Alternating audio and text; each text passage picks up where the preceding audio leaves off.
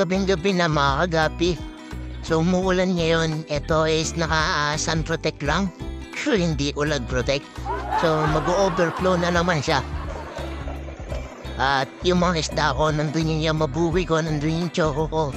Andito yung mga SBB ko. Pag mag-overflow na naman SBB ko, medyo parang nabawasan kasi yung mga isda ko dito. Walang ba yung nangyari? Hindi lang sa overflow na aamba.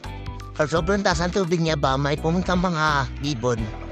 Tumambay din sa may sulok sa Betuatoy.